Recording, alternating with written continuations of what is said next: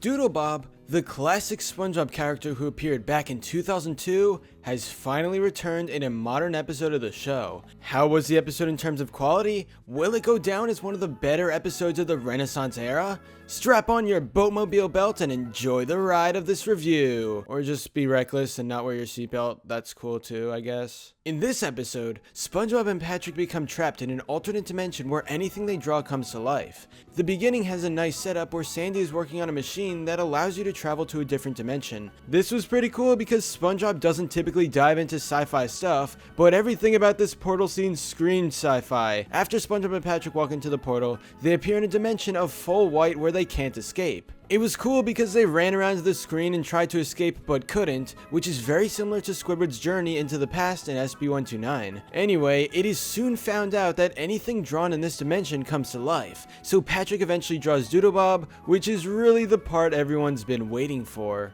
I miss Squidward! You know who I miss most of all? SpongeBob! Patrick, I'm right here.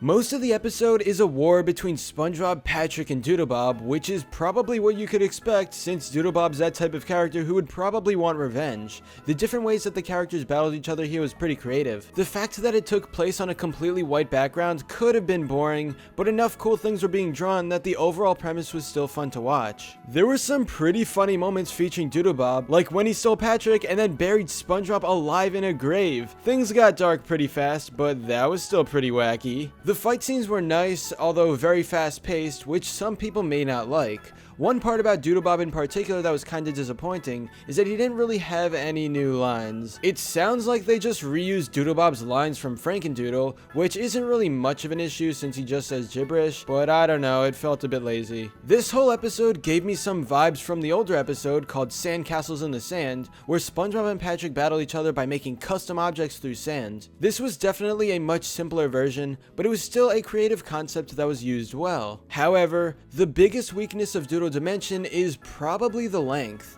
There were a few minutes of setup, some time where SpongeBob and Patrick were learning about the strange dimension they were in, but then the actual DoodleBob fight didn't last as long as I wish it would have. I mean, he was definitely the focus of the episode, yet his fight seemed kinda short. I feel like Doodle Dimension would have worked much better as a special episode, so we had more time to develop DoodleBob and the actual fight. Also, the way they defeat him definitely leaves room for him to return again in the future, so it seems like he's not completely beaten right now. Again, SpongeBob and Patrick defeating DoodleBob felt rushed, but that can't really be changed in an 11-minute storyline. So overall, what did I think of Doodle Dimension? It was a nice time, cool to see all the creative things drawn and our heroes step into an awesome dimension. DoodleBob's return was undoubtedly not as amazing as I thought it would be, probably because I was way too hyped about it. Still, it was definitely the best return of a classic character, and it was especially better than Bubble Buddy returns. If you liked Frankendoodle as a kid, then you're probably gonna really have a good time with Doodle Dimension, despite a few small weak points. I would recommend this episode to anyone since it's just some fun in a new world with a returning classic character. But anyway, that's all for this video. Subscribe for more awesome cartoon videos. Give a thumbs up and comment below to let me know what you think. Thanks for watching, and I'll see you guys next time.